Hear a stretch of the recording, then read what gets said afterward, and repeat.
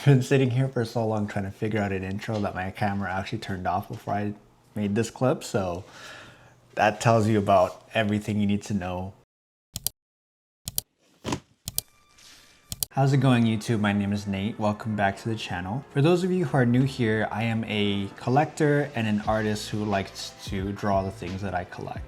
It's been quite a bit of time since my last video, and I apologize for that. I will say though that life got pretty busy in the span of time that I was gone. I guess the biggest life update for me to mention is that I did get married to my wonderful now wife, and we're slowly transitioning into the married life. To be honest, it's not much of a big change. It's just, it's just the main idea of transitioning to married life and everything like that. But I would say it's not too big of a change. It's just small things here and there. But yeah, I got married in July. Wedding was nice and intimate, small group of people, less than 30. Had a lot of fun with everyone, spent a week away. A lot of people were asking us if we were stressed leading up to the wedding, but I would like to say that for the most part, it was okay. My wife is very type A, so we pretty much covered the major things we needed to cover maybe a year and a half before the actual wedding. So by the time the wedding day did arrive, we were pretty much cruising by that time. Moving on, in terms of interests and things like that, you probably already know if you're following me on TikTok. If not, totally okay. No pressure. But yeah, I, like most people in the sneaker community, have transitioned over to Pokemon. But I will say, before you get mad at me, I am not doing it to resell or like scalp or anything like that. I'm literally here like I was for sneakers, to collect the things that I like to collect.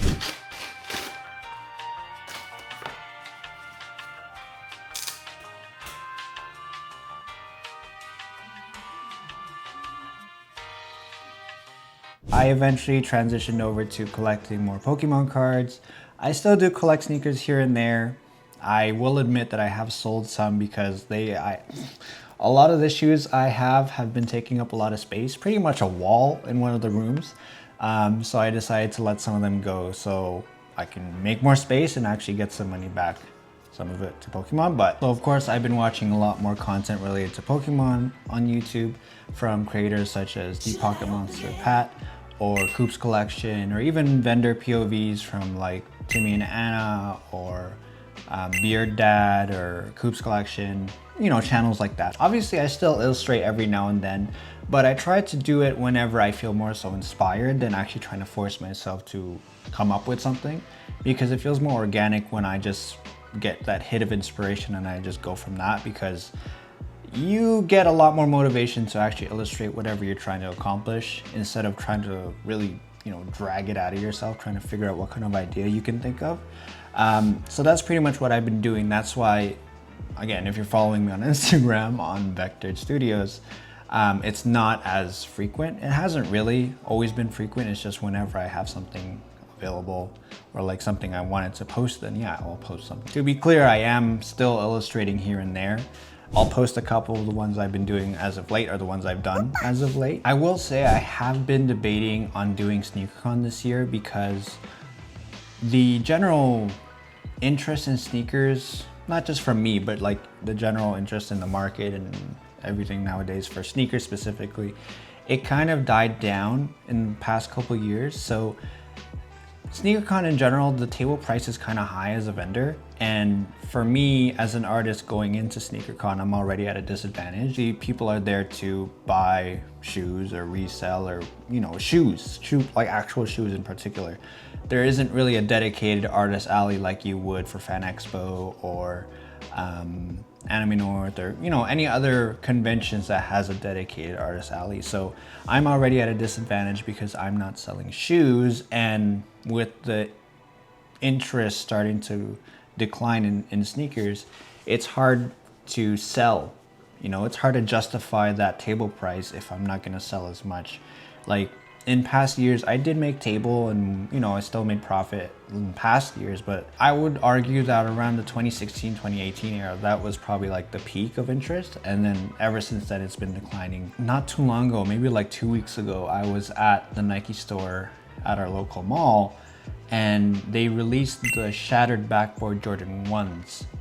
And if you have any knowledge in the sneaker community, that's probably one of the grails of Jordan 1s because of the quality and whatnot. It's like the golden standard or whatever in terms of leather quality. It's just what people wanted back then. I would argue still now too.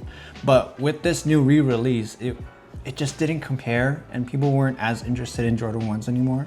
And when I was at the mall, I asked if they had my size, doubting that it would be there, right? And lo and behold, he comes out with a pair, and I was looking at it in my hand, and I was like, oh, the quality is not that great, blah, blah, blah, blah. But like, it just wasn't there anymore. You know what I mean? Like, you don't feel that urge to just buy it. And I was even at that point where I was like, I don't exactly remember the retail price of the shoe, but I was like, man, that's a lot of money for a pair of shoes.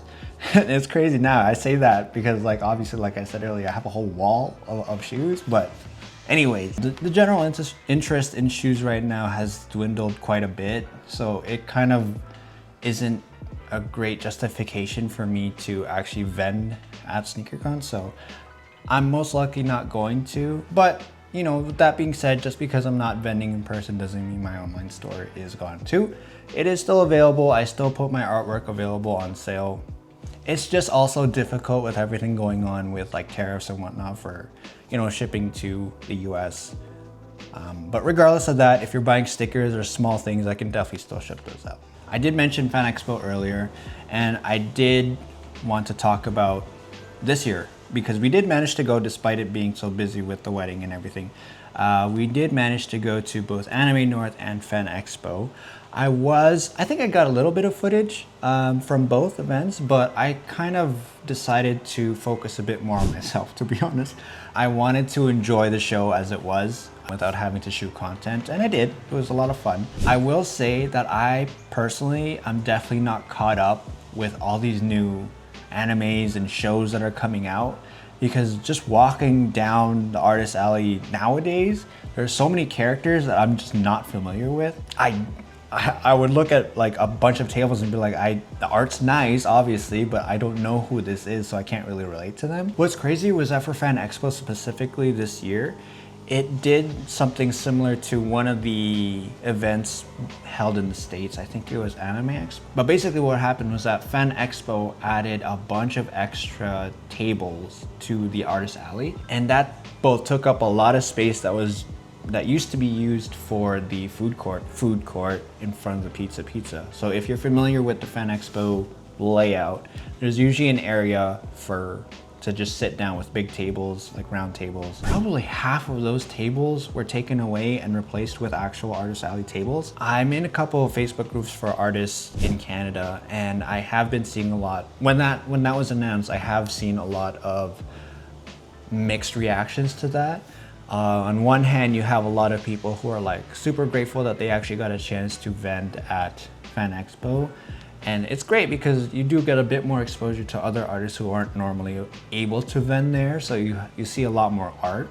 The other side is that these vendors were upset that there were more coming because it basically would lead to less sales, and then it would also mean that less visibility, right? And sometimes when there's too many vendors, it basically means that maybe some people they aren't encouraged or they aren't willing to do the entire route of walking through the aisles, because there are a lot of vendors, and it is a lot of walking just going through. And as you saw in my last year's video, the aisles were very tight and there was a lot of people.